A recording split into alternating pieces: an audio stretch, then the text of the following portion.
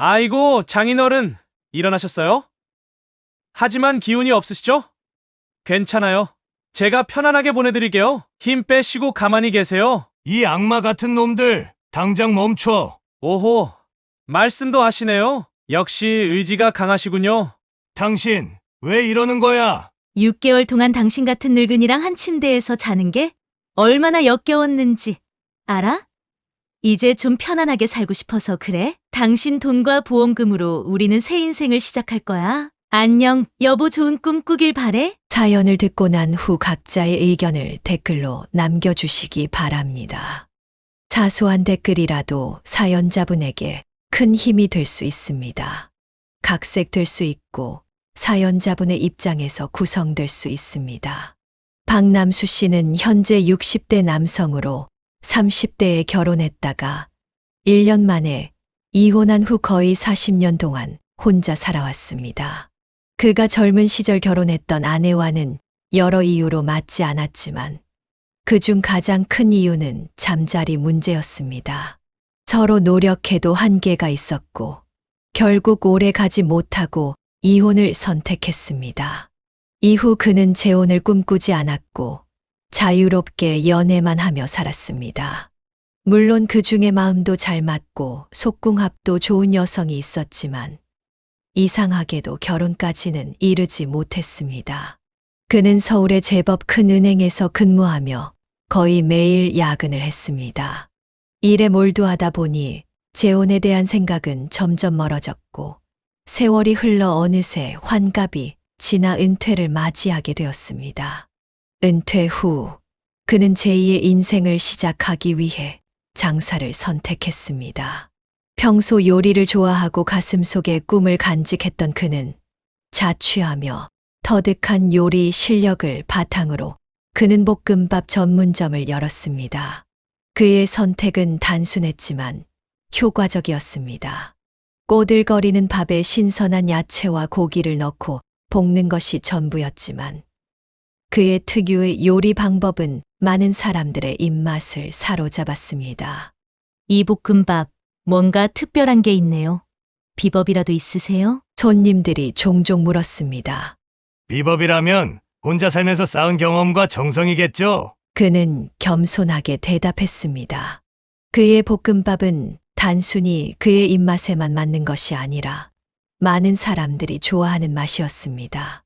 식당을 연 지 불과 3개월 만에 그는 많은 단골 손님을 확보했고 입소문이 퍼지면서 손님들이 줄을 서서 기다리는 일도 흔해졌습니다.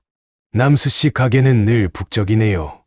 비결이 뭐예요? 손님들의 관심과 사랑, 그게 제일 큰 비결이죠. 은행 사무실에서 매일 서류와 씨름하던 그가 이제는 주방에서 프라이팬을 휘두르고 있었습니다.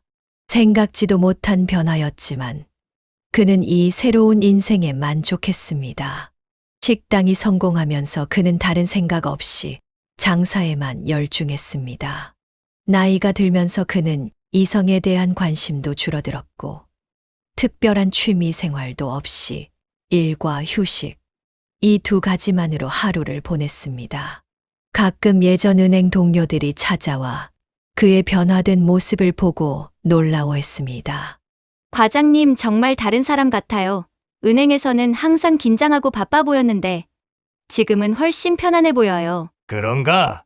사람은 환경에 따라 변하는 법이지. 이제 나만의 시간표대로 살아가니 마음이 훨씬 편해. 그의 일상은 단조로웠지만 충실했습니다. 아침 일찍 시장에 가서 신선한 재료를 고르고 가게를 열어 손님들을 맞이하고 밤에는 간단한 저녁을 먹고 잠자리에 드는 패턴이 반복되었습니다. 누군가에게는 지루할 수 있는 생활이었지만 그에게는 충분히 만족스러웠습니다. 그는 때때로 자신의 과거를 돌아보며 혼자 웃곤 했습니다. 젊은 시절에는 승진과 성공만 쫓았던 그가 이제는 손님들의 맛있어요 한마디에 행복을 느끼는 사람이 되었으니까요. 그렇게 은행원에서 식당 사장으로 변신한 박남수는 새로운 인생을 열심히 살아가고 있었습니다. 인생의 인연은 참으로 묘한 때에 찾아옵니다. 박남수의 식당이 안정적으로 자리 잡고 일상이 편안해질 무렵 예상치 못한 사랑이 그의 문을 두드렸습니다. 매주 수요일과 토요일이면 어김없이 찾아오던 한 여성 손님이 있었습니다. 그녀의 이름은 김선자였고 50대 후반의 우아한 여성이었습니다. 항상 단정하게 차려입고 볶음밥을 조용히 즐기던 그녀가 어느 날 식사를 마친 후 계산대에서 평소와 다른 말을 건넸습니다. 사장님, 혹시 시간 괜찮으시면 가게 밖에서 한번 커피라도 함께 하실래요? 순간 박남수는 놀라움에 잠시 말문이 막혔습니다. 호의를 거절하기에는 그녀의 눈빛이 너무 진지했습니다. 손님이 이런 제안을 하시니 당황스럽네요. 제가 뭐 특별한 사람도 아닌데. 아니에요. 사장님은 참 따뜻한 분 같아서요. 볶음밥을 드시는 손님들에게 항상 진심으로 대하시는 모습이 보기 좋았어요. 그는 잠시 고민했지만 오랜만에 찾아온 이 작은 설렘을 무시할 수 없었습니다. 그럼 다음 주 월요일에 가게 쉬는 날이니 그때 만나 뵐까요? 그렇게 시작된 첫 만남은 두 사람 모두에게 특별했습니다. 가게 근처의 조용한 카페에서 그들은 자신들의 과거를 솔직하게 나눴습니다. 선자도 그와 마찬가지로 이혼 후 혼자 딸을 키우며 살아왔다고 했습니다.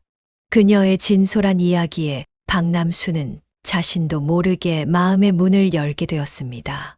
제가 은행에 다니면서 항상 스트레스가 많았어요. 매일 야근하고 퇴근하면 집에서 혼자 술 한 잔으로 하루를 마무리했죠. 그러다 보니 나이만 먹었네요. 그래도 지금은 자신만의 가게를 운영하시잖아요. 많은 분들이 사장님 음식을 좋아하시고요. 저도 그중 한 명이고요. 첫 만남 이후 두 사람은 서로에게 연락하는 빈도가 잦아졌습니다.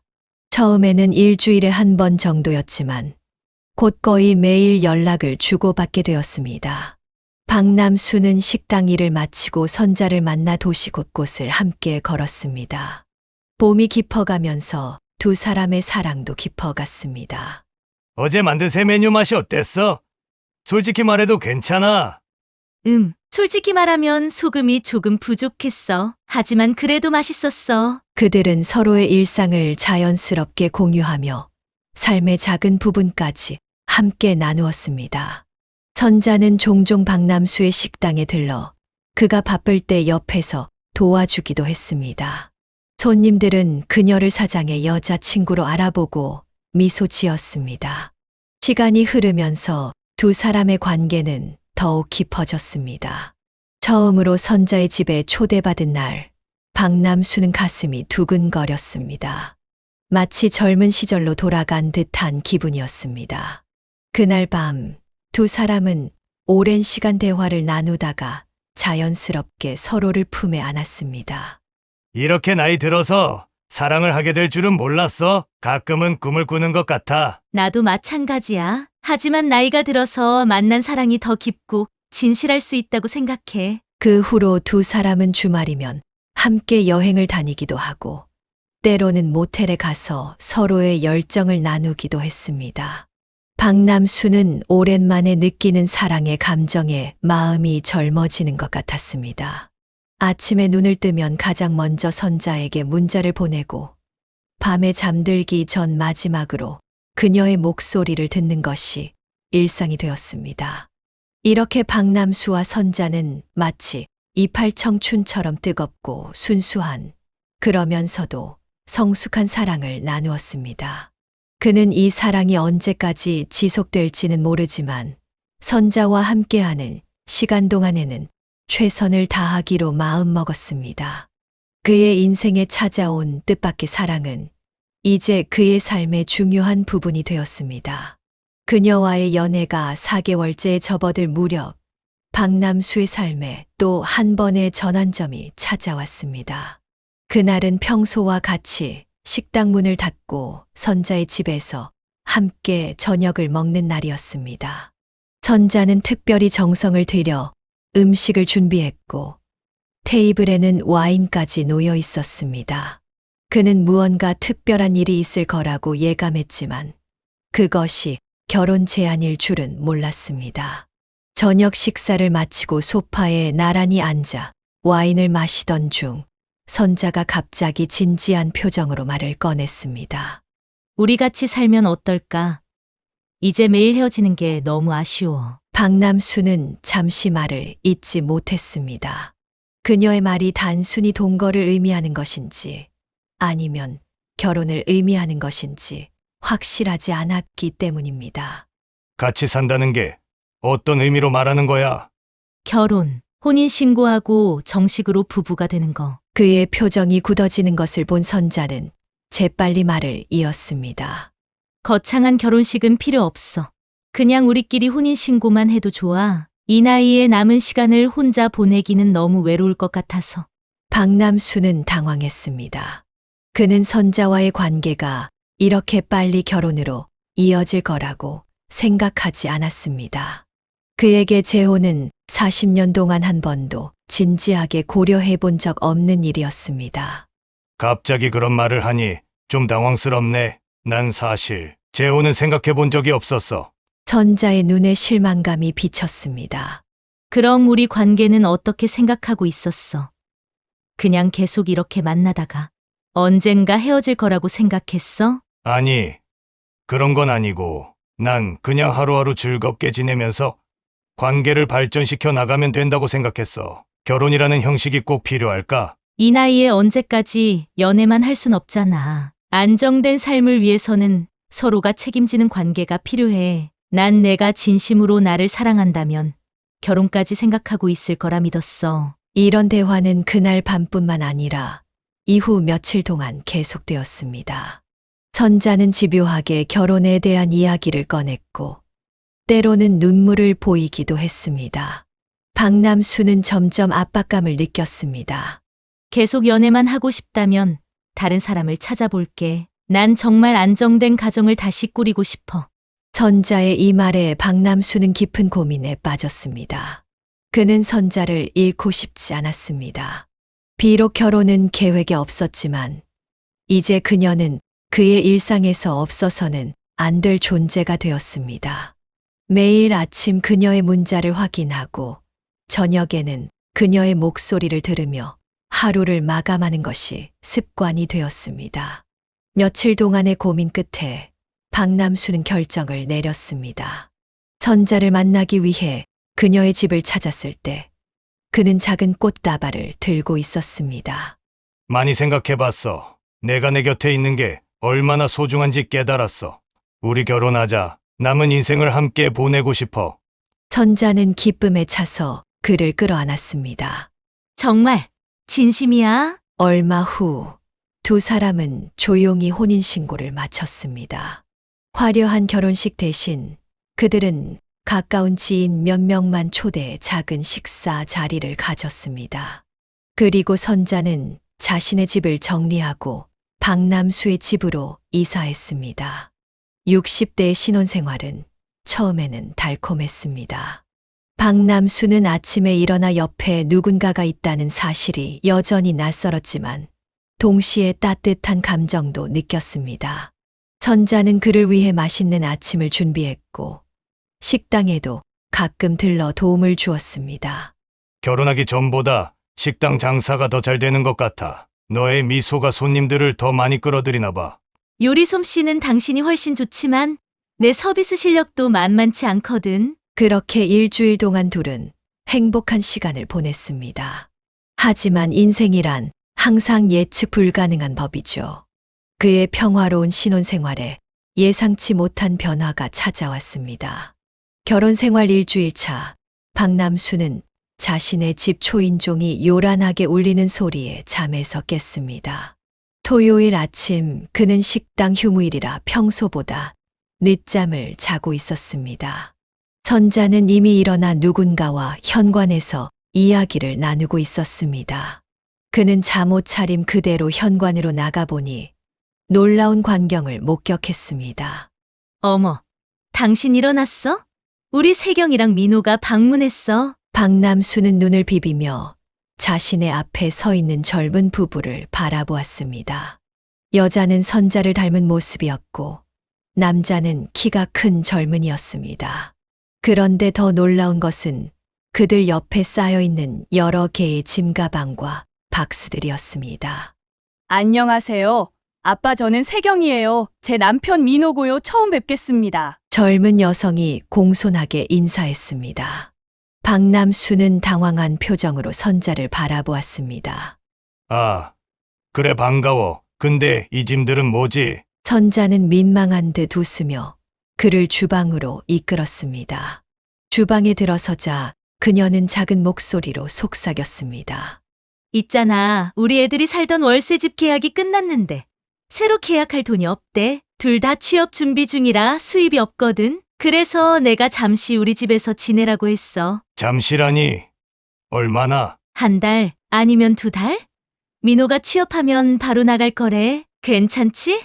우리 집도 넓은데 잠깐 같이 지내면 재밌을 것 같아서. 박남수는 깊은 한숨을 내쉬었습니다. 그는 결혼할 때 이런 상황을 전혀 예상하지 못했습니다. 40년 동안 혼자 살아온 그에게 갑자기 생긴 식구들은 큰 부담이었습니다. 당신, 이런 중요한 일을 왜 나한테 먼저 상의하지 않았어? 갑자기 다른 사람들이 우리 집에 들어와 사는 건 쉬운 일이 아니잖아. 선자의 얼굴에 서운함이 번졌습니다. 미안해. 그런데 우리 세경이가 어제 전화해서 너무 다급해 보였어. 엄마로서 어떻게 거절할 수 있겠어? 당신이 싫으면 내가 지금 돌려보낼게. 선자는 눈물을 글썽이며 말했습니다. 박남수는 마음이 약해졌습니다. 아무리 불편하더라도 아내의 딸을 거리로 내쫓을 수는 없다고 생각했습니다. 아니, 그럴 필요 없어. 그래. 한 달이나 2달 정도면 괜찮겠지. 근데 다음부터는 이런 중요한 일은 꼭 미리 상의하자. 박남수의 말에 선자는 안도의 미소를 지었습니다. 이렇게 박남수의 가정은 하룻밤 사이에 쌓인 가족이 되었습니다. 그의 조용했던 집은 갑자기 생기로 가득 찼습니다. 세경과 민호는 생각보다 조용하고 예의 바른 젊은이들이었습니다. 그들은 박남수의 집에 보탬이 되기 위해 노력했습니다. 세경은 어머니와 함께 집안일을 돕고 민호는 집 주변의 작은 수리나 무거운 물건, 운반 등을 담당했습니다. 혹시 식당에서 도움이 필요하시면 저희가 도울 수 있어요. 저희도 뭐라도 해서 보탬이 되고 싶어요. 민호의 제안에 박남수는 잠시 생각해 보았습니다. 그의 식당은 최근 손님이 많아지면서 혼자 감당하기 벅차다고 느낀 적이 있었습니다. 그래. 그럼 주말에 식당이 바쁠 때 도와줄 수 있겠니? 물론 월급은 지급할게. 정말요? 감사합니다. 저희가 최선을 다해 도울게요. 그렇게 세경과 민호는 주말마다 박남수의 식당에서 일을 돕기 시작했습니다. 세경은 홀서빙을, 민호는 주방 보조와 설거지를 맡았습니다. 그들의 도움으로 식당은 더욱 효율적으로 운영되었고 손님들도 젊고 활기찬 서비스에 만족했습니다. 식구들이 늘어난 덕분에 식사 시간도 더욱 풍요로워졌습니다. 선자와 세경이 번갈아가며 식사를 준비했고 네 사람은 함께 식탁에 둘러앉아 이야기를 나누며 식사했습니다. 처음에는 어색했지만 시간이 지날수록 그들은 하나의 가족처럼 편안해졌습니다. 아빠, 이 볶음밥 레시피 좀 알려주세요. 정말 맛있어요. 비법은 간단해. 밥을 미리 식혀두고 기름의 온도를 적절히 맞추는 거야. 나중에 식당에서 자세히 알려줄게. 가족들 모두 밝고 쾌활한 성격들이라 집안에는 웃음이 끊이지 않았습니다. 특히 민호의 재치 있는 농담은 식사 시간을 더욱 즐겁게 만들었습니다.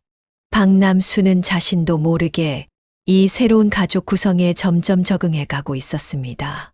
식당에서 3사람이 함께 일할 때면 선자는 집에 혼자 있어야 했습니다. 이것이 박남수의 마음에 걸리는 유일한 문제였습니다. 하지만 그 외에는 모든 것이 예상보다 순조롭게 진행되었습니다.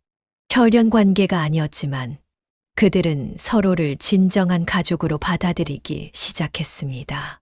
생각해보니 집안이 시끌벅적한 게 나쁘지 않네. 혼자 살 때는 몰랐던 즐거움이야. 박남수는 어느 날 밤 선자에게 속삭였습니다. 그의 말에 선자는 기쁜 듯이 미소를 지었습니다. 그렇지? 가족이 있다는 건 정말 좋은 일이야. 당신도 이제 외롭지 않을 거야. 동거를 시작한 지 약 한 달이 지났을 때 어느 평화로운 저녁 식사 후 선자가 거실 테이블에 서류 몇 장을 꺼내 놓았습니다. 박남수 씨는 TV를 보다가 문득 테이블 위에 놓인 서류들이 보험 가입 신청서임을 알아차렸습니다. 이게 뭐야? 보험 서류인 것 같은데. 선자는 활짝 웃으며 옆에 앉았습니다. 실은 내가 요즘 취미 삼아 보험 설계사 일을 시작했어. 나이 들면서 뭔가 새로운 걸 배우고 싶었거든. 그리고 조금이라도 경제적으로 도움이 되고 싶어서. 박남수는 놀란 표정으로 그녀를 바라보았습니다. 결혼 전에는 이런 이야기를 한 적이 없었기 때문입니다. 깜짝 선물처럼 성공한 모습을 보여주고 싶었어. 그런데 지금은 아직 실적이 부족해서 우리 가족이 먼저 가입해주면 큰 힘이 될 것 같아. 선자는 가족 모두를 위한 보험 플랜을 준비해 왔다고 했습니다. 세경과 민호에게는 실비보험과 간단한 생명보험을, 박남수에게는 더 다양한 종류의 보험을 권했습니다. 당신에게는 종합의료보험, 암보험, 그리고 이 세 가지 사망보험이 좋을 것 같아. 나이가 있으니까 미리 준비해두면 마음이 편할 거야. 박남수는 서류를 자세히 살펴보며 눈살을 찌푸렸습니다.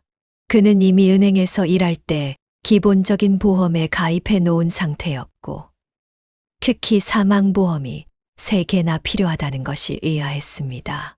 이게 다 뭐야? 한 달에 내야 하는 보험료가 얼마야? 대략 50만 원 정도? 많은 것 같지만 사실 적금처럼 생각하면 돼.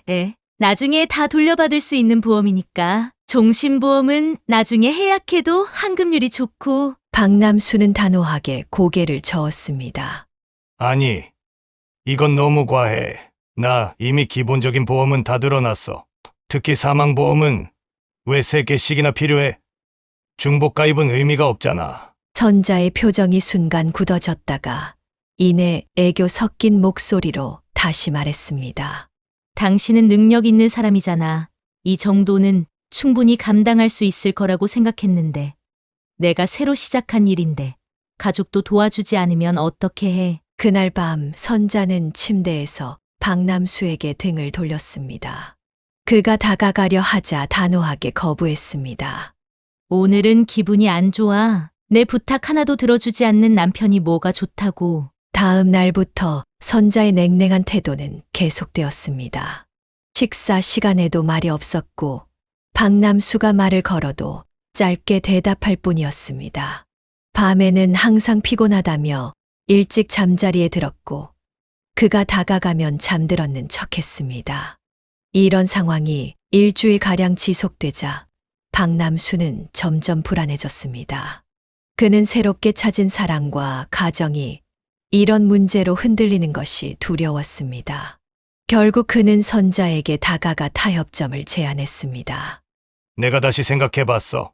보험의 중요성을 이해해. 종합의료보험과 암보험은 가입할게. 사망보험은 한 개만 들어도 충분하지 않을까? 선자는 여전히 만족스럽지 않은 표정이었습니다. 사망보험이 중요한 이유는 만약에 사고로 당신이 갑자기 떠나게 되면 남겨진 가족들이 경제적으로 어려움 없이 살 수 있게 하기 위한 거야. 한 개로는 보장이 충분하지 않아. 하지만 3개나 필요한가? 각각 보장 내용이 달라. 하나는 순수 사망 보장, 하나는 질병으로 인한 사망, 그리고 하나는 재해 사망. 이렇게 모든 상황에 대비하는 거지. 결국 박남수는 항복했습니다. 새 가정의 평화를 위해, 그리고 아내와의 관계를 회복하기 위해 그는 모든 보험에 가입하기로 했습니다. 선자가 추천한 3개의 사망보험을 포함해 총 5개의 보험에 가입한 그는 한 달에 50만 원 가까이 보험료를 내게 되었습니다. 자, 이제 다 서명했어. 만족하지? 선자의 얼굴에 화색이 돌았습니다. 정말 고마워. 당신은 세상에서 제일 좋은 남편이야. 이제 우리 가족 모두 안전하게 보장받을 수 있게 됐어. 그날 밤부터 선자는 이전에 다정한 모습으로 돌아왔습니다. 그녀는 특별히 정성스러운 저녁을 준비했고, 오랜만에 둘은 달콤한 시간을 보냈습니다. 박남수는 비록 경제적으로는 부담이 되었지만, 가정의 화목을 되찾은 것에 만족했습니다. 이후 선자는 보험 일을 열심히 하는 듯 했습니다. 그녀는 종종 저녁 늦게까지 고객을 만난다며 외출했고, 박남수는 그런 그녀를 이해하고 응원했습니다. 하지만 은행에서 오랫동안 일했던 그의 경험으로는 보험 판매의 세계가 그렇게 순탄치만은 않다는 것을 알고 있었습니다. 그는 가끔 선자의 실적이 어떤지 물어보곤 했지만 그녀는 항상 긍정적인 대답으로 얼버무렸습니다. 잘 되고 있어. 처음에는 힘들지만 점점 나아지고 있어. 당신이 도와준 덕분이야. 세경과 민호가 박남수의 집에 머문 지 거의 2달이 지났습니다. 처음 약속했던 12달의 기간이 지나가고 있었지만 그들이 이사 나갈 기미는 보이지 않았습니다. 식당에서 함께 일하는 시간이 늘어나면서 그들과의 관계는 더욱 돈독해졌고 가족으로서의 유대감도 깊어졌습니다. 하지만 박남수는 아내와 단둘이 보내는 시간이 점점 줄어드는 것에 아쉬움을 느꼈습니다. 어느 저녁 그는 신문을 보다가 흥미로운 소식을 발견했습니다. 그가 수십 년간 근무했던 은행에서 계약직 사원을 모집한다는 공고였습니다. 경력직 우대, 연령 제한 없음, 3개월 수습 후 정규직 전환 가능이라는 조건이 눈에 띄었습니다. 이거 좋은 기회인데. 그는 중얼거렸습니다. 식사 시간, 박남수는 이 소식을 세경과 민호에게 전했습니다. 세경아, 민호야, 내가 오늘 좋은 소식을 들었는데 내가 전에 다니던 은행에서 계약직을 뽑는데 자격 조건도 그리 까다롭지 않고 연령 제한도 없더라고. 너희 둘이 한번 지원해보는 게 어떨까? 세경과 민호는 놀란 표정으로 서로를 바라보았습니다. 민호가 먼저 입을 열었습니다. 아버님, 저희한테 그런 제안을 해주시다니 정말 감사합니다. 하지만 저희는 지금 새아버님 식당에서 일하는 게 너무 즐겁고 보람 있어요. 세경도 고개를 끄덕였습니다. 맞아요. 게다가 저희가 갑자기 그만두면 아빠 식당은 어떻게 되나요? 요즘 손님이 많아서 바쁘잖아요. 박남수는 당황했습니다. 그는 세경과 민호가 은행 취직 소식에 기뻐할 것이라 예상했기 때문입니다. 식당 아르바이트보다는 은행 계약직이 월급도 더 많고 안정적일 텐데 말입니다. 내 말은 그런 뜻이 아니라 너희 미래를 위해서야. 식당 일은 언제든 다른 아르바이트생을 구할 수 있어. 은행에 취직하면 월급도 더 많고 나중에 정규직으로 전환될 가능성도 있잖아. 민호는 고개를 가로저었습니다. 아버님, 저희는 사실 대기업 취직보다는 자영업을 꿈꾸고 있어요. 언젠가 저희만의 작은 가게를 열고 싶거든요. 그래서 아버님 식당에서 경험을 쌓는 게 더 도움이 될 것 같아요. 그래? 창업도 좋지. 하지만 요즘 자영업이 쉽지 않아. 자본금도 필요하고 경험도 많이 필요하지. 회사에 다니면서 돈을 모으는 것도 하나의 방법일 텐데. 세경이 조심스럽게 말을 이었습니다. 사실 저희는 미래 계획이 있어요. 나중에 돈이 들어올 예정이라. 박남수는 의아한 표정으로 물었습니다. 돈이 들어온다고? 무슨 뜻이야? 아, 그냥 제 친척 중에 도와주겠다고 약속한 분이 계셔서요. 그래서 당장 돈 걱정은 안 해도 될 것 같아요. 박남수는 더 이상 묻지 않았지만 마음 한구석에 의문이 생겼습니다. 이 젊은 부부가 말하는 나중에 들어올 돈이 무엇인지 궁금했습니다. 하지만 그는 그저 자신의 과한 걱정이라고 자신을 다독였습니다. 며칠 후 박남수는 선자와 단둘이 있을 때 이 문제를 다시 꺼냈습니다. 세경이랑 민호가 은행 취직 제안을 거절한 거 알지? 좀 이상하지 않아? 월급도 더 많을 텐데. 선자는 한숨을 쉬었습니다. 그 애들이 요즘 젊은이들처럼 회사 생활보다는 자유롭게 살고 싶어 하나 봐. 이해해줘. 그건 이해. 하지만 언제까지 우리 집에 살 생각인지 모르겠어. 처음에는 12달이라고 했잖아. 벌써 2달이 지났어. 선자의 표정이 어두워졌습니다. 정말 그렇게 불편해?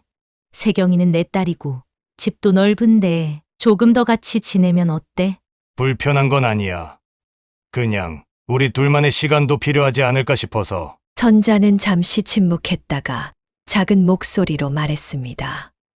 알았어. 내가 애들한테 얘기해 볼게. 하지만 너무 서두르지는 말자. 그 애들도 지금 나름대로 열심히 미래를 준비하고 있으니까. 그렇게 대화는 끝났지만 실질적인 해결책은 나오지 않았습니다. 박남수는 마음 한편으로는 세경과 민호가 자신의 집에서 나가길 바랐지만 동시에 그들에게 정이 들어 갑자기 내쫓는 것도 마음이 내키지 않았습니다. 시간은 흘러 세경과 민호가 박남수의 집에 머문 지 6개월이 되었습니다. 그동안 그들은 식당 일을 성실히 도왔고 집안일도 적극적으로 도와 실질적인 가족의 일원이 되었습니다. 비록 혈연 관계는 아니었지만 박남수는 어느새 세경을 친딸처럼 여기게 되었고 민호도 믿음직한 사위로 생각하게 되었습니다. 생각해보니 집안이 시끌벅적한 게 나쁘지만은 않네. 오히려 활기차고 좋은 것 같아. 박남수는 어느 날 저녁 혼자 있을 때 이런 생각을 하게 되었습니다. 하지만 그럼에도 불구하고 가끔은 선자와 단둘이 조용히 지내고 싶은 마음이 들었습니다. 가족의 소중함과 개인적인 욕구 사이에서 그는 미묘한 균형을 유지하려 노력했습니다. 폭염이 기승을 부리던 7월의 어느 날, 민호가 식당 마감 후 기다렸다는 듯이 박남수에게 다가왔습니다. 그의 눈빛에는 평소와 다른 열기가 서려 있었습니다. 아버님, 요즘 너무 더워서 그런데 저희 가족 모두 휴가 좀 다녀오면 어떨까요? 시원한 계곡물에 발도 담그고 바비큐도 즐기고 어떠세요? 박남수는 잠시 망설였습니다. 식당을 비우는 것이 걱정되었고 또한 평생 혼자 살아온 그에게 가족 여행이라는 개념 자체가 낯설었습니다. 글쎄 식당은 어떻게 하지? 요즘 손님이 많아서. 세경이 재빨리 말을 이었습니다. 아빠, 다른 식당들도 여름휴가 때 문 닫잖아요. 앞에 여름휴가라고 써붙여 놓으면 손님들도 이해할 거예요. 게다가 아빠 얼굴색이 안 좋아 보여요. 너무 일만 하시니까. 선자도 거들었습니다. 그래, 당신 요즘 너무 지쳐 보여. 우리 다 같이 며칠 쉬다 오면 좋을 것 같은데. 셋의 설득에 박남수는 천천히 고개를 끄덕였습니다. 어쩌면 이런 가족 여행이 새로운 경험이 될 수도 있을 것이라는 생각이 들었습니다. 좋아. 그럼 언제 갈까? 민호의 얼굴에 승리의 미소가 번졌습니다. 이번 주말은 어떠세요? 제가 이미 펜션도 알아봤거든요. 계곡 바로 앞이라 시원하고 경치도 끝내줘요. 이번 주말. 그렇게 급하게. 날씨 좋은 여름 주말에는 예약이 금방 차버려요. 운 좋게 취소된 방이 있어서 잡아뒀어요. 박남수는 의아했지만 그들의 열정적인 모습에 더 이상 거절할 수 없었습니다. 그래. 알았어. 펜션 비용은 내가. 아니에요. 세경이 급하게 끼어들었습니다. 이번에는 저희가 새아빠에게 효도하는 여행이에요. 비용은 저희가 낼게요. 그동안 새아빠가 저희에게 많은 도움을 주셨으니 이번에는 저희가 보답할 차례예요. 박남수는 감동했지만 한편으로는 의붓딸과 사위가 갑자기 이렇게 여행을 강력하게 추진하는 이유가 궁금했습니다. 하지만 그는 그저 자신이 너무 의심이 많은 것이라고 생각했습니다. 드디어 여행 당일, 네 사람은 민호가 운전하는 차에 올랐습니다. 도로는 휴가철 특유의 극심한 정체로 가득했고 평소 2시간 거리인 곳을 무려 5시간이나 걸려 도착했습니다. 해가 이미 지고 있었기에 계곡 물놀이는 다음 날로 미루고 펜션에 체크인했습니다. 아버님, 오늘은 피곤하실 테니 저희가 준비한 바비큐 파티로 피로를 풀어드릴게요. 민호는 적극적으로 나서서 바비큐 준비를 했습니다. 세경은 테이블을 세팅하고 선자는 음료와 안주를 준비했습니다. 여름밤의 시원한 바람 속에서 펼쳐진 바비큐 파티는 완벽했습니다. 자, 아버님. 오늘은 마음껏 즐기세요. 이 고기는 특별히 준비한 한우예요. 민호는 구운 고기를 박남수의 접시에 듬뿍 담아 주었습니다. 그리고 계속해서 그의 술잔을 채웠습니다. 아버님 건배해요. 우리 가족의 행복을 위해. 박남수는 처음에는 적당히 마시려 했지만 민호의 끊임없는 권유에 점점 더 많은 술을 마시게 되었습니다. 소주, 맥주, 와인까지 섞어 마시면서 그의 정신은 점점 흐려졌습니다. 민호야, 이제 그만. 많이 취한 것 같아. 아이고, 아버님. 이런 좋은 날 조금 더 마셔요. 평소에는 일 때문에 제대로 마실 기회도 없잖아요. 오늘만큼은 실컷 즐기세요. 밤이 깊어갈수록 박남수의 의식은 더욱 흐려졌습니다. 그의 눈꺼풀이 무거워지고 말이 점점 어눌해졌습니다. 마지막으로 그가 기억하는 것은 민호가 그의 잔에 또 다시 보라색 와인을 따르는 모습이었습니다. 이거 맛있네. 근데 좀 이상한 맛이. 특별한 와인이에요. 아버님만을 위한 거죠. 민호의 미소가 이상하게 보였지만 박남수는 이미 너무 취해서 제대로 판단할 수 없었습니다. 그는 결국 테이블에 엎드려 의식을 잃었습니다. 드디어 잠들었네. 계획대로 진행하자. 민호의 차가운 목소리가 어둠 속에서 울렸습니다. 선자와 세경의 표정도 갑자기 변했습니다. 더 이상 그들의 얼굴에는 가족적인 따뜻함이 없었습니다. 대신 냉정하고 계산적인 눈빛만이 남아 있었습니다. 확실해. 이대로 하면 의심받지 않을 거지? 선자가 물었습니다. 걱정 마세요. 전 이런 사례를 충분히 연구했어요. 여름철 계곡 사고는 매년 발생하고 음주 상태에서의 사고라면 더욱 의심받지 않을 거예요. 세 사람은 의식을 잃은 박남수를 바라보며 음침한 미소를 지었습니다. 그들의 계획은 이제 막 시작되고 있었습니다. 어서 차에 싣자. 새벽이 되기 전에 끝내야 해. 민호와 세경은 박남수의 팔과 다리를 잡고 그를 차량 트렁크로 옮겼습니다. 그의 몸은 완전히 무력해져 있었고 미약한 신음 소리만 내뱉을 뿐이었습니다. 선자는 주변을 살피며 아무도 지켜보지 않는지 확인했습니다. 선자의 눈에는 욕심과 기대감이 번뜩였습니다. 그녀에게 박남수는 단지 돈을 위한 수단일 뿐이었습니다. 6개월간의 연기는 이제 막을 내리고 진짜 계획이 실행되려 하고 있었습니다. 박남수의 의식이 희미하게 돌아오기 시작했습니다. 머리는 깨질 듯이 아팠고 온몸이 쑤셨습니다. 그는 눈을 떴지만 사방이 칠흑같이 어두웠습니다. 그가 누워있는 공간은 좁고 답답했으며 어딘가 달리는 듯한 진동이 느껴졌습니다. 여긴 어디지? 그가 몸을 움직이려 했지만 마치 천근의 무게가 온몸을 누르는 듯 했습니다. 손가락 하나 움직이기 힘들 정도로 몸이 무거웠습니다. 단순한 숙취라기에는 상태가 너무 심각했습니다. 그는 머릿속을 정리하려 애썼습니다. 어젯밤에 바비큐 파티를 했고 민호가 계속 술을 권했지. 그리고 그 뒤의 기억은 완전히 없었습니다.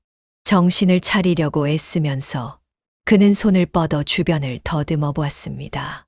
손에 닿는 것은 차량의 카펫 재질이었고 머리 위쪽은 단단한 금속 재질로 막혀 있었습니다. 이건 트렁크. 내가 왜 트렁크에? 그때 차량이 멈추고 밖에서 대화 소리가 들렸습니다. 박남수는 최대한 정신을 집중해 그 소리에 귀를 기울였습니다. 장모님, 그쪽으로 계속 가다 보면 내리막길이 나와요. 차가 겨우 한 대 들어갈 수 있는 길이니까 헷갈리지 마세요. 민호의 목소리였습니다. 박남수는 자신이 들은 내용이 믿기지 않았습니다. 걱정하지 말고 그나저나 트렁크에 있는 사람은 아직 정신을 못 차린 거야? 선자의 차가운 목소리에 박남수의 심장이 얼어붙는 것 같았습니다. 그의 가슴이 터질 듯이 뛰기 시작했습니다. 장모님, 제가 술에 수면제를 강하게 타서 줬으니까 쉽게 깨어나지 못할 거예요. 약효가 길게 가거든요. 우리 사위가 어제 정말 완벽하게 역할을 해줬어. 이제 계획의 마지막 단계만 남았네. 박남수는 공포로 몸이 굳어버렸습니다. 그의 머릿속에서 퍼즐 조각들이 맞춰지기 시작했습니다. 선자가 집요하게 권했던 보험 가입, 세경과 민호가 독립하지 않으려 했던 이유, 갑작스러운 여행 제안, 모든 것이 미리 계획된 것이었습니다. 장모님, 이게 확실한 거죠? 경찰에 걸리거나 의심받지 않을까요? 내가 이거 보험금 타먹은 사례를 충분히 연구했어. 가장 의심받지 않는 방법을 선택한 거라고. 한 번 더 설명해 줄게. 잘 들어봐. 박남수는 몸을 일으키려 했지만 여전히 수면제의 효과가 강하게 남아있어 거의 움직일 수 없었습니다. 그는 가슴이 무너져 내리는 느낌이었습니다. 자신이 그토록 믿었던 가족들이 자신을 죽이려는 계획을 차근차근 실행하고 있다는 사실이 믿기지 않았습니다. 하천바로 앞길에 차를 세우고 정신을 못 차리는 그 노인을 운전석에 앉혀. 그리고 기어를 중립으로 두면 차가 저절로 물속으로 빠져들 거야. 이 구간은 물이 바로 깊어지기 때문에 빠져나올 수 없을 거야. 보험사나 경찰이 조사해도 단순 침수 사고로 결론 날 거예요. 혼자 와서 차 안에서 술 마시다가 잠들었는데 기어를 실수로 중립에 놓아서 내리막길을 타고 물에 빠진 걸로 보일 거예요. 박남수의 눈에서 뜨거운 눈물이 흘러내렸습니다. 사랑한다고 맹세했던 아내, 친딸처럼 여겼던 세경, 믿었던 민호. 그들은 모두 자신의 돈과 보험금만 노리고 접근한 것이었습니다. 차가 다시 움직이더니 이내 멈추었습니다. 트렁크가 열리고 민호의 얼굴이 보였습니다. 그는 박남수를 보고 씩 웃었습니다. 아이고, 장인어른, 일어나셨어요? 하지만 기운이 없으시죠? 괜찮아요. 제가 편안하게 보내드릴게요. 힘 빼시고 가만히 계세요. 민호는 냉혹한 표정으로 박남수를 트렁크에서 끌어냈습니다. 박남수는 온 힘을 다해 저항하려 했지만 손가락 하나 제대로 움직일 수 없었습니다. 민호와 세경은 그를 운전석으로 질질 끌고 갔습니다.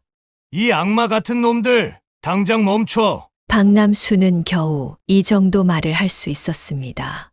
오호, 말씀도 하시네요. 역시 의지가 강하시군요. 민호가 비웃었습니다. 당신, 왜 이러는 거야? 박남수는 선자를 바라보며 물었습니다. 선자는 차갑게 웃으며 대답했습니다. 6개월 동안 당신 같은 늙은이랑 한 침대에서 자는 게 얼마나 역겨웠는지 알아? 이제 좀 편안하게 살고 싶어서 그래? 당신 돈과 보험금으로 우리는 새 인생을 시작할 거야. 박남수는 충격으로 말을 잃었습니다. 그가 진심으로 사랑했던 여자의 입에서 나온 차가운 말들이 그의 가슴을 칼로 찌르는 것 같았습니다. 세 사람은 박남수를 운전석에 앉히고 안전벨트를 채웠습니다. 민호는 기어를 중립에 두고 브레이크에서 발을 뗐습니다. 차는 서서히 내리막길을 따라 움직이기 시작했고 곧 내린 첫 물가로 향했습니다. 안녕, 여보 좋은 꿈 꾸길 바래? 선자가 차가운 미소를 지으며 손을 흔들었습니다. 차가 물에 닿는 순간 박남수의 생존 본능이 폭발했습니다. 그는 자신의 몸에 남아있는 모든 힘을 끌어모아 안전벨트를 풀려고 했습니다. 차는 점점 더 깊이 물속으로 가라앉았고 물이 차 안으로 들어오기 시작했습니다. 여기서 죽을 순 없어. 이 악마들에게 당할 순 없어. 박남수는 필사적으로 움직였습니다. 차가운 물이 그의 몸을 덮치자 잠시 정신이 번쩍 들었습니다. 그는 마지막 힘을 다해 안전벨트를 풀고 운전석 창문을 내리려 했지만 이미 전기 시스템이 작동하지 않았습니다. 물은 순식간에 차 안을 채웠고 박남수는 숨을 쉴 수 없었습니다. 하지만 그는 포기하지 않았습니다. 발과 주먹으로 필사적으로 창문을 내리쳤습니다. 수차례 시도 끝에 마침내 유리에 금이 가기 시작했고 그는 마지막 힘을 다해 창문을 깨뜨렸습니다. 깨진 창문으로 물살이 더욱 거세게 밀려들었지만 동시에 탈출구가 생겼습니다. 박남수는 좁은 틈으로 몸을 밀어 넣으며 간신히 차 밖으로 빠져나왔습니다. 그의 폐는 터질 듯이 아팠고 시야는 흐려졌지만 그는 포기하지 않고 필사적으로 수면을 향해 헤엄쳤습니다. 박남수는 마지막 남은 힘을 다해 수면 위로 올라왔습니다. 그는 고통스럽게 공기를 들이마시며 사방을 둘러보았습니다. 검은 물살이 그를 계속해서 하류로 끌고 가려 했지만 그는 필사적으로 기력을 다해 물결과 싸웠습니다. 그의 몸은 여전히 수면제의 영향으로 둔했지만 죽음의 위기를 겪으며 본능적인 생존력이 그를 지배했습니다. 살아야 해 반드시. 저 악마들에게 복수해야 해. 그는 간신히 계곡 가장자리의 바위를 붙잡고 물 밖으로 몸을 끌어냈습니다. 온몸이 젖은 채로 그는 바위 위에 쓰러져 숨을 가다듬었습니다. 머릿속에는 여전히 선자와 세경, 민호의 차가운 눈빛과 잔인한 말들이 맴돌았습니다. 박남수는 간신히 몸을 일으켜 비틀거리며 걷기 시작했습니다. 어디로 가야 할지, 어떻게 도움을 구해야 할지 알 수 없었지만 본능적으로 도로 쪽으로 향했습니다. 그는 추위에 떨며 걸음을 옮겼습니다. 여름밤이었지만 젖은 옷과 충격으로 그의 몸은 얼음장처럼 차가웠습니다. 얼마나 걸었을까?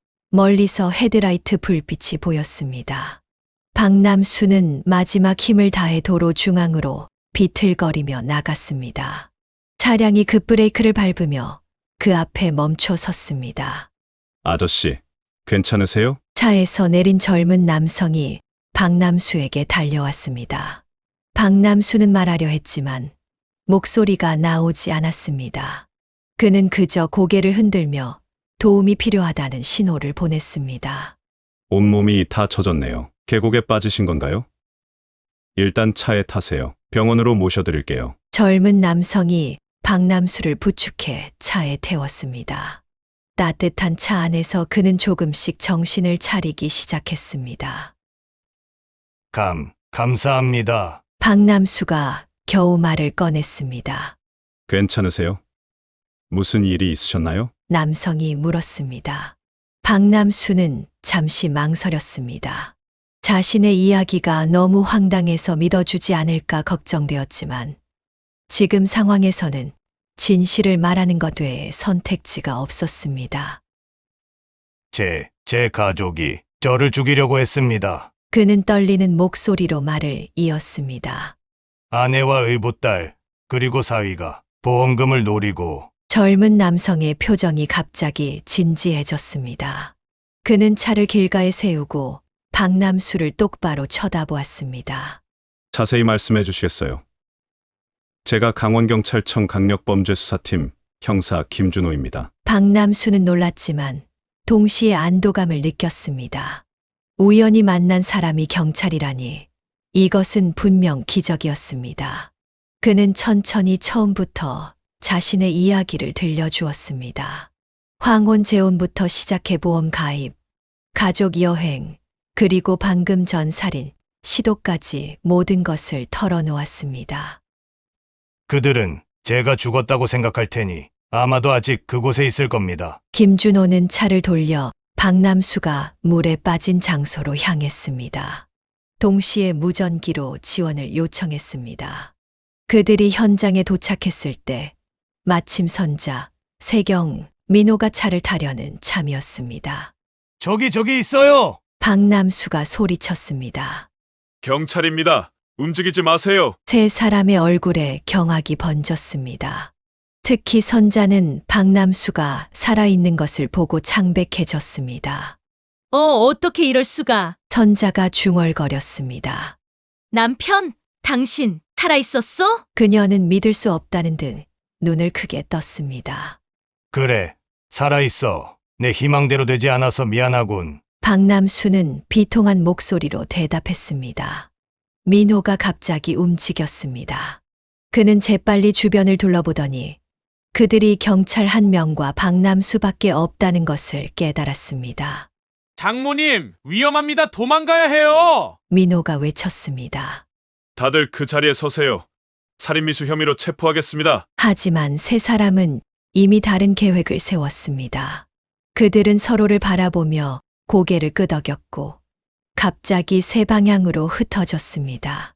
김준호는 민호를 쫓아갔지만 선자와 세경은 하천 쪽으로 달려갔습니다. 김준호가 테이저건을 꺼내 민호를 향해 발사했습니다. 전기 충격을 받은 민호는 그 자리에 쓰러졌지만 선자와 세경은 이미 내린천에 뛰어들었습니다. 돌아오세요. 위험합니다. 물살이 매우 세요. 김준호가 외쳤지만 두 사람은 이미 강한 물살에 휩쓸리고 있었습니다. 엄마! 세경이 비명을 질렀습니다. 박남수는 그들이 물에 휩쓸리는 것을 지켜보았습니다. 증오와 분노로 가득 찼던 마음이 순간 동요했습니다. 하지만 그가 할 수 있는 것은 아무것도 없었습니다. 그 역시 간신히 목숨을 건진 상태였고 다시 물에 뛰어들 힘이 없었습니다. 얼마 지나지 않아 경찰과 구조대가 도착했습니다. 그들은 즉시 수색 작업을 시작했지만 밤이라 시야가 좋지 않았고 물살도 거세서 쉽지 않았습니다. 민호는 체포되어 경찰차에 실려갔습니다. 다음 날 아침 구조대가 선자와 세경의 시신을 발견했습니다. 두 사람은 2km 하류에서 발견되었으며 강한 물살에 떠내려가다 익사한 것으로 추정되었습니다.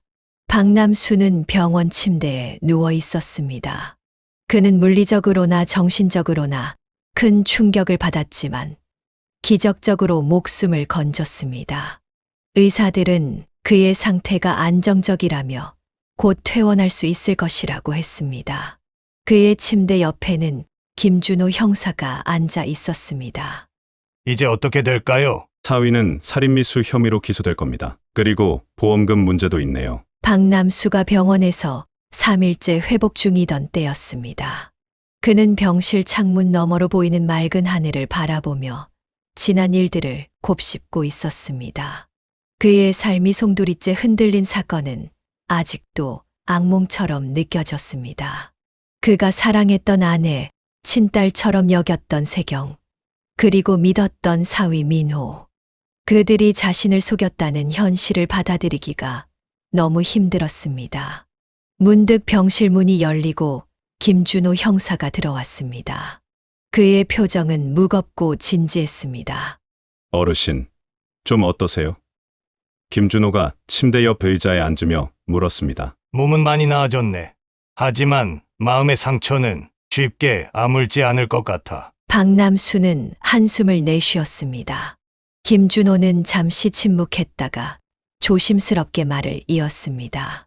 안타깝게도 선자 씨와 세경 씨의 시신이 어제 발견되었습니다. 두 분 모두 내린 천 하류에서. 박남수는 말없이 고개를 숙였습니다. 그의 마음속에는 복잡한 감정들이 교차했습니다. 분노와 배신감, 그리고 이상하게도 조금의 슬픔까지. 아무리 그들이 자신을 해치려 했다 해도 인간의 죽음 앞에서는 무언가 숙연해지는 감정을 피할 수 없었습니다. 민호는요? 박남수가 물었습니다. 그는 현재 구치소에 있습니다. 살인미수와 보험 사기 혐의로 기소되었고 재판을 앞두고 있습니다. 검찰에서는 최대한 중형을 요구할 예정입니다. 박남수는 고개를 끄덕였습니다. 최소한 민호만큼은 법의 심판을 받게 된 것이 다행이라고 생각했습니다. 그런데 김준호가 말을 이었습니다. 제가 오늘 특별한 소식을 전하러 왔습니다. 그는 서류 봉투를 꺼내 펼쳤습니다. 저희가 세 분의 금융 기록을 조사했는데 흥미로운 사실을 발견했습니다. 선자 씨와 세경 씨, 민호 씨, 이 세 사람 모두 상당한 액수의 보험에 가입되어 있었고 모든 보험의 수익자가 박남수 씨로 지정되어 있더군요. 박남수는 놀라서 말을 잇지 못했습니다. 무슨 뜻이죠? 아이러니하게도 그들이 어르신을 살해해 보험금을 타내려 했지만 선자 씨와 세경 씨의 죽음으로 인해 오히려 어르신이 그들의 보험금을 받게 되었다는 뜻입니다. 김준호는 서류를 넘겨가며 설명했습니다. 선자 씨는 사망보험 2개에 가입되어 있었고, 세경 씨도 생명보험과 상해보험에 가입되어 있었습니다. 모두 합하면 약 5억 7천만 원 정도의 보험금을 어르신께서 받으실 수 있을 것 같습니다. 민호 씨의 보험금은 그가 생존해 있기 때문에 해당되지 않고요. 박남수는 입이 떡 벌어졌습니다. 그는 도저히 상황을 이해할 수 없었습니다. 그게 어떻게 가능한가요? 왜 그들이 자신들의 보험금 수익자를 나로 지정했을까요? 김준호는 민호의 자백 내용을 설명했습니다.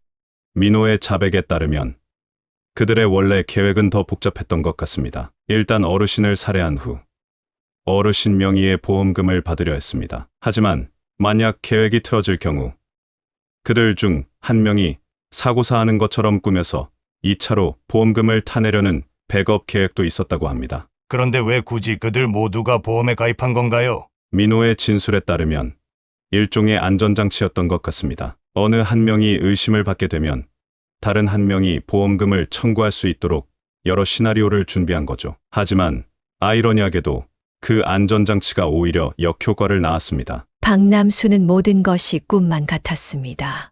그를 죽이려 했던 사람들이 오히려 죽음을 맞이했고, 그들이 노렸던 보험금이 고스란히 그에게 돌아온다니. 인생의 아이러니가 이보다 더할 수 있을까요?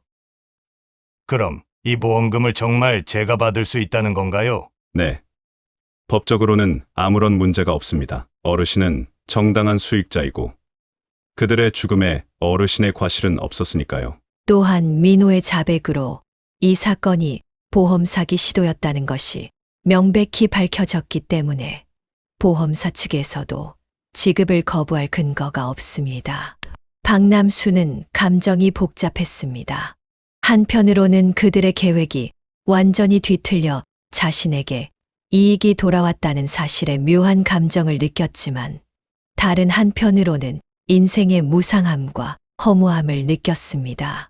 세상 일이 참 예측할 수 없군요. 맞습니다. 인생은 때로 우리가 상상할 수 없는 방향으로 흘러가기도 하죠. 김준호는 자리에서 일어나 박남수의 어깨를 가볍게 토닥였습니다.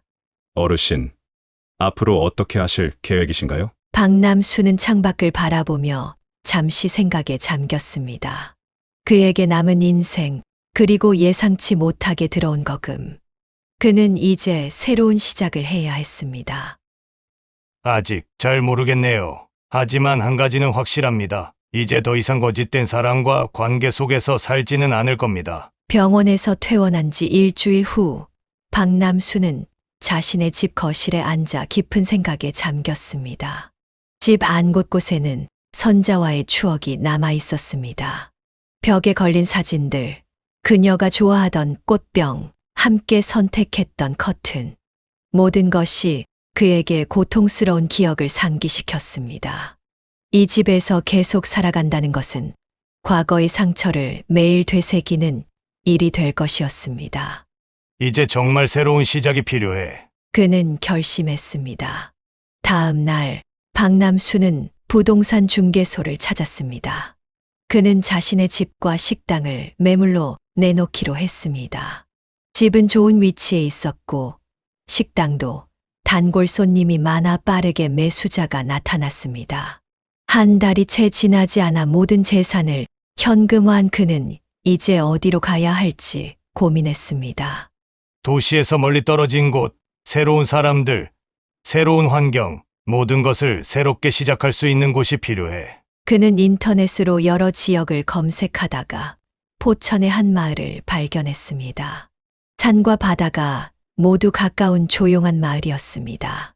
게다가 마침 그곳에 아담한 전원주택이 매물로 나와 있었습니다.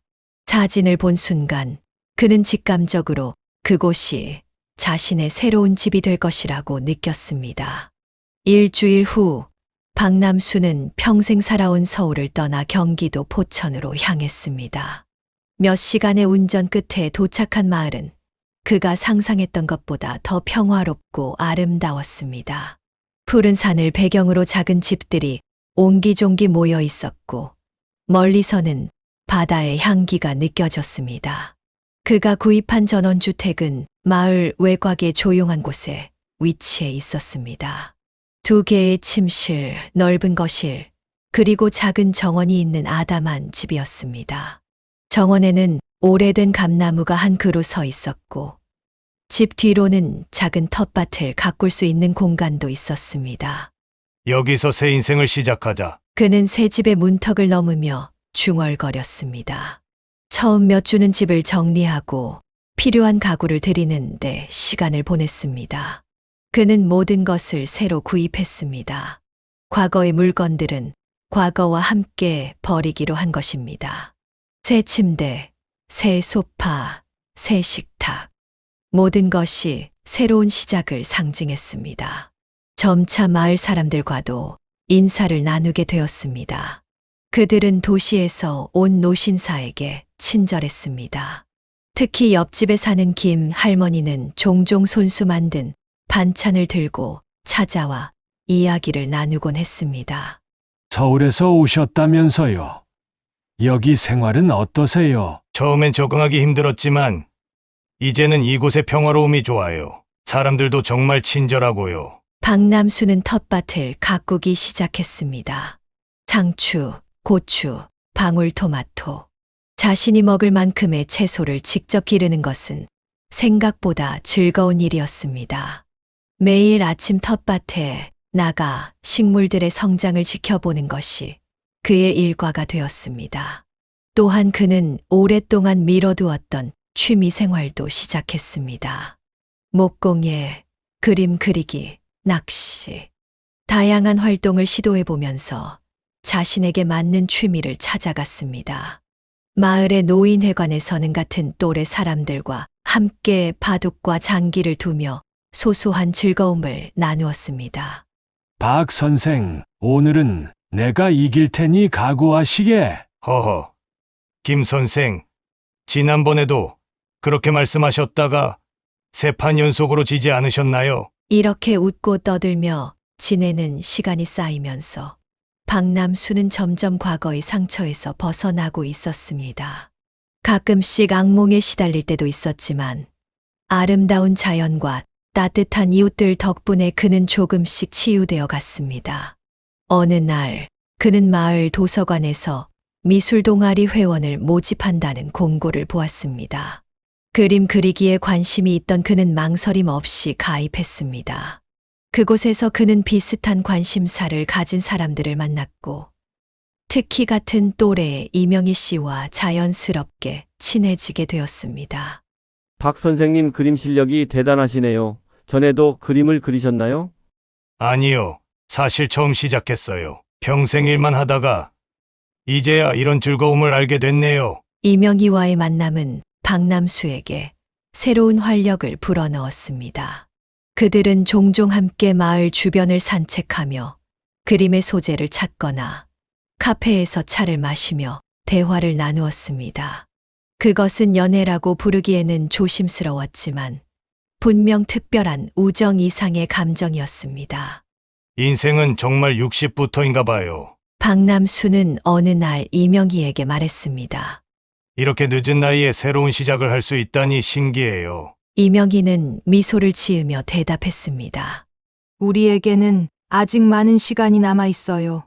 그 시간을 어떻게 보낼지는 우리의 선택이죠. 그렇게 박남수는 67세에 새로운 인생을 시작했습니다. 예상치 못하게 받게 된 돈 덕분에 경제적인 걱정 없이 그는 자신이 진정으로 원하는 삶을 살 수 있게 되었습니다.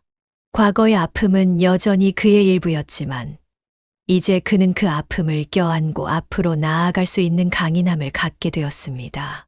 포천에서의 삶이 3년째 접어들면서 박남수는 과거의 상처를 완전히 치유하지는 못했지만 그것과 함께 살아가는 방법을 배웠습니다. 그는 이제 마을에서 꽤 유명한 인물이 되었습니다. 바둑 실력도 뛰어났고 자신이 가꾼 텃밭의 채소로 이웃들에게 음식을 대접하는 것을 즐겼기 때문입니다. 특히 볶음밥은 그의 전문 분야로 마을 행사가 있을 때마다 그의 볶음밥은 항상 인기 메뉴였습니다. 어느 가을날 마을 문화센터에서 인생 이야기 나누기라는 프로그램이 열렸습니다. 지역 주민들이 자신의 삶의 경험을 나누는 자리였습니다. 처음에 박남수는 참여할 생각이 없었지만 이명희의 권유로 마음을 바꾸었습니다. 남수 씨 이야기는 많은 사람들에게 도움이 될 거예요. 특히 나이 들어 재혼을 생각하는 사람들에게요. 그렇게 박남수는 처음으로 자신의 이야기를 대중 앞에서 나누게 되었습니다. 그는 황혼재혼부터 시작해 선자와의 만남, 결혼, 그리고 그 후의 충격적인 사건들까지 솔직하게 이야기했습니다. 물론 너무 개인적인 부분은 생략했지만 자신이 경험한 배신과 위기, 그리고 그것을 극복한 과정을 진솔하게 전했습니다. 저는 여러분들에게 황혼재혼이 나쁘다고 말하려는 게 아닙니다. 오히려 진실한 마음으로 만난다면 늦은 나이의 만남도 아름다울 수 있다고 생각합니다. 하지만 그는 잠시 말을 멈추고 깊은 숨을 내쉬었습니다. 세상에는 돈이나 재산만을 바라보고 접근하는 사람들이 있습니다. 특히 우리처럼 나이 든 사람들은 외로움에 약해질 수 있고 그런 약점을 노리는 이들이 있다는 것을 알아야 합니다. 청중들은 숨소리도 내지 않고 그의 이야기에 집중했습니다. 몇몇은 고개를 끄덕이며 공감을 표시했습니다. 제가 전하고 싶은 교훈은 바로 이것입니다. 진실한 관계는 시간을 두고 천천히 발전합니다. 서두르지 마세요. 상대방의 진심을 파악하는 데 시간을 투자하세요. 그리고 무엇보다 여러분 자신의 직감을 믿으세요. 저는 여러 번 이상한 느낌이 들었지만 그것을 무시했습니다. 한 노인이 질문을 던졌습니다. 그럼 박 선생님은 이제 다시는 누군가를 사랑하지 않으실 건가요? 그 끔찍한 경험 때문에 모든 관계를 두려워하시는 건 아닌지. 박남수는 잠시 생각에 잠겼다가 미소를 지으며 대답했습니다. 처음에는 그랬습니다. 모든 사람을 의심했고 특히 여성들에게 마음을 열지 못했죠. 하지만 시간이 지나면서 깨달았습니다. 한 사람의 배신 때문에 모든 사람을 의심하는 것은 제 삶을 더 불행하게 만들 뿐이라는 것을요. 그는 자리에 앉아 있는 이명기를 향해 따뜻한 시선을 보냈습니다. 저는 이제 새로운 인연들을 조심스럽게 하지만 열린 마음으로 받아들이고 있습니다. 진정한 관계는 물질적인 것이 아닌 서로에 대한 존중과 이해를 바탕으로 합니다. 강연이 끝난 후 많은 노인들이 박남수에게 다가와 자신들의 경험을 나누거나 조언을 구했습니다. 그는 모든 이에게 진심으로 귀를 기울였고 자신의 실수와 교훈을 솔직하게 나누었습니다.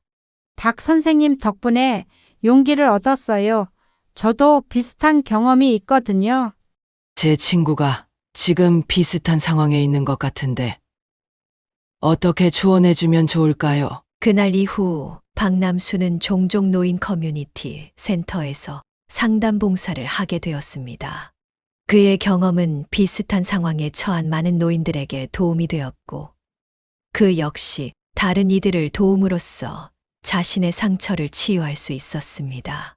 여러분, 나이가 들었다고 해서 사랑과 행복을 포기할 필요는 없습니다. 다만 진실한 사람들과 함께하는 것의 중요성을 잊지 마세요. 진정한 연결은 금전적 이득이나 외적인 조건이 아닌 서로에 대한 진심에서 시작됩니다. 이제 그의 삶은 과거와 완전히 달라졌습니다. 이명희와의 관계는 천천히 그러나 확실하게 깊어졌고 그들은 서로에게 의지하며 인생의 남은 여정을 함께 걸어가기로 했습니다. 결혼은 하지 않았지만 그들의 관계는 어떤 법적 약속보다 더 견고했습니다. 박남수는 종종 자신의 과거를 돌아보며 생각했습니다. 만약 그 끔찍한 사건이 없었다면 그는 지금의 평화와 진정한 사랑을 알지 못했을지도 모릅니다. 인생의 가장 어두운 순간이 오히려 그를 가장 밝은 빛으로 이끌었다는 아이러니를 그는 이제 이해했습니다. 인생은 예측할 수 없는 여정입니다. 때로는 우리가 가장 두려워하는 순간이 가장 큰 성장의 기회가 되기도 합니다. 사연을 듣고 댓글을 남겨주시기 바랍니다. 사소한 의견일지라도 사연자분에게는 큰 힘이 됩니다. 노골적인 악성 댓글은 사연자분에게 상처가 될 수 있으니 삼가주시기 바랍니다.